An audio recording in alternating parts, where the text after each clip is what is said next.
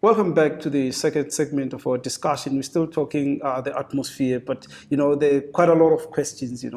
We've also emphasized the fact that in this particular strand, it's very important to create the big idea of the key concepts that perhaps we need to address. Simply, you mentioned quite a lot of stuff, in our opening remarks. What are some of the, concepts in terms of the solar system and, and the atmosphere that at the level of grade 8 and 9, maybe we need to focus on just to, ignite that sense of excitement in the learner? All right. So the way I like to look at it, okay. Of course, when these things are being taught, you will talk of certain topics, you'll talk of subjects even, okay. But all of these things are intricately interlinked. So the issue of integration, with other learning discipline comes up very strongly, Just so that they understand these things don't happen in isolation. Okay. But usually that's just to give them this overview.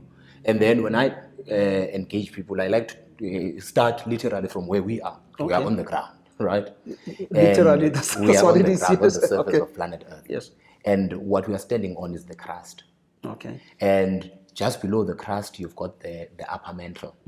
That's where you have some of the material that is able to move and transfer the energy. So the understanding of the Earth as a planet, that it could be a point of, where we start. A point of departure. Yeah. Okay. Because if we talk about, you mentioned the solar system. Yes. So let's just then say we're talking Earth and beyond. Okay. So you are on planet Earth. It's the Earth first and beyond in that order. It helps in how you conceptualize. Make sense of it and conceptualize. Okay. So you've got, like we said, on planet Earth, just above that you have the atmosphere. Okay. Which is this column made of these different gases. Okay. And gas is term 4. We've already looked at properties of matter. So now you also mentioned the fact that these concepts that we teach, in isolation, in a way, they are interwoven. Exactly. So as you say, at this time of the year, one can bring all the other those concepts, so that the person has this broad understanding and why did we learn these things even in this particular order. Okay. So you've got the atmosphere. You are then looking at the different layers of it, your troposphere, your stratosphere. You name it. There's a lot of terminology. One can't help but notice that. How then do we carefully manage that? Because, and you speak of the atmosphere, as a broader theme for discussion today. Learners are not, it's not entirely the first time that they interact with that. So we also bring that prior learning experience, and manage that progression of content. Most definitely. Okay. To reinforce as well certain concepts and certain things. Because obviously they would understand these things, and then perhaps they just need that one last layer to have them fully understanding furthermore, these things. Just another follow-up. Our position is, is we are on the. You preferred us starting from the ground, and then the issue of understanding the position of Earth as far as the solar system is concerned. All right, excellent. Beyond the atmosphere then, where we'd have your thermopause and then the exosphere, I like to mention that one as well.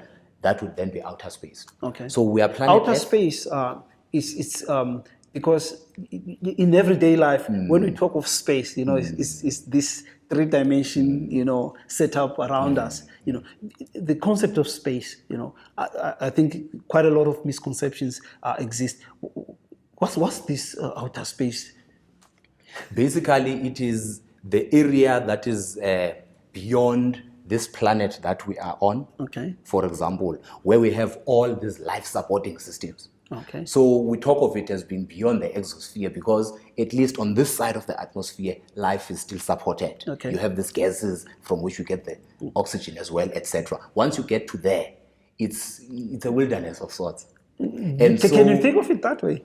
You could think of it that way because it's a place that we are starting to explore. Okay. Yes, of course, in terms of the years that we've had exploration, one could talk of decades. Okay. But in terms of what we know about it and time frames, even if you look at geological time frames, there's very little, and we've done very little exploring. Okay. So basically now we are outside planet Earth and we know that there are other objects.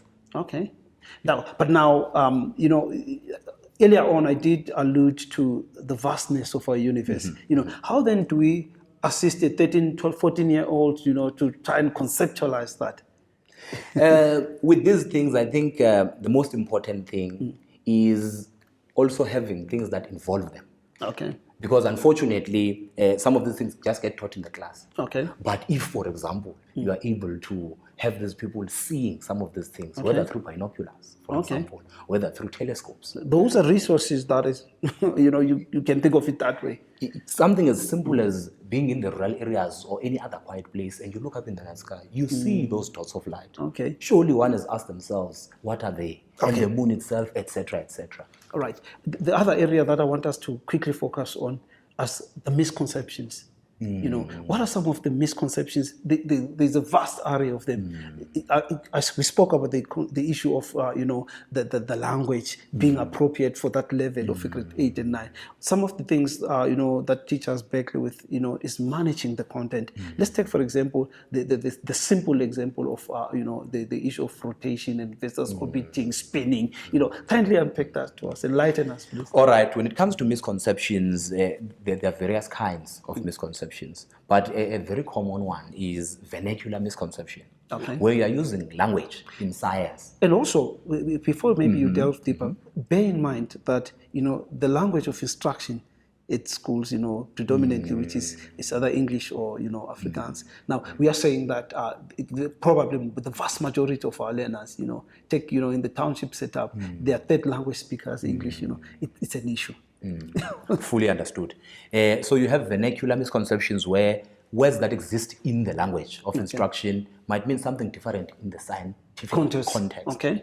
So we have that. But in another instance, you find that people started from a misconception at an earlier age. And if the foundation is wrong, then you've got misconception upon misconception. But then coming back to what you are saying about learners, perhaps the medium of instruction is not something that they are comfortable with. Yes. Visual aids are very important. So that even if they don't understand what you are saying, they can kind of, if they are able to see these things in action, having activities that involve them, then at least you've already got a base on which you are now using a language, but they sort of get a sense of what is happening. Simply, you clearly a great fan of technology. You've moved with the time. We try. One can't help but we need to adapt. By all means. Definitely. Okay, but from my experience, as a science practitioner, my learners they're very visual. Visual in the sense that the learning experience becomes more engaging, interactive, rewarding for them. The more I use the visual aid, the more I enhance the teaching and learning discourse. What are some of the resources that you can think of? There are many resources out there. Just touching back on that, sometimes it's unfortunate that in the classroom, other teachers might feel they need to keep order, and keeping order means no playing, no playing. And that, which sometimes affects activities that they could be having that would enrich that teaching experience. So if they are open to that, it facilitates a lot of things. Now, coming to resources, excursions, coming to facilities like Hadrau, which is a radio station. Well, what exactly happens, just to give a broader scope, of how exactly it could fit into the curriculum? Because those are some of the questions, an average teacher will ask. So at that facility, there is an ethos that talks to co-location, where we have multiple instruments doing different sciences, but at that same space, in that same area, in that site at which we are. So we do astronomy, where we have the big dishes, doing observations. Some of them observations. Yes. I'm trying to follow our discussion very closely. At the same time, picking up some of the key, components that we need to emphasize. Science is a hands-on discipline. That is correct. We can't argue about that. Observation is an integral part of the scientific process. Now, how does it help that child, in terms of that age group, in terms of that excursion, they come into that space, because there are people like you who would have much help to us in terms of helping us mediate the content. You put it quite well, observation. So in as much as I talk of instruments observing, it starts with the human being observant, asking themselves questions about what is happening around. Now, continuing with the instruments at the facility, and then you have instruments that do space geodesy. The measuring of earth movement and the changes and all of that. Would that be the plate tectonics? Yes. The instruments that we have, they tie into international networks that work together. We even have for our local uses, wind vanes and rain gauges. Just on that thought, all those type of things. I want us to unpack, some of these exciting hands-on, opportunities available at certain institutions, and maybe beyond Hatrao, what are some of the, destinations that teachers may consider as, possible, sites for destinations for excursions. But because of time constraints, we need to pay the bills. All right. Colleagues, that as far as going deeper and also trying to clarify some of the misconceptions, but there's a vast array of them. We shall talk to more in terms of, the resources that teachers can use to try and address those challenges. That said, let's go for a quick break.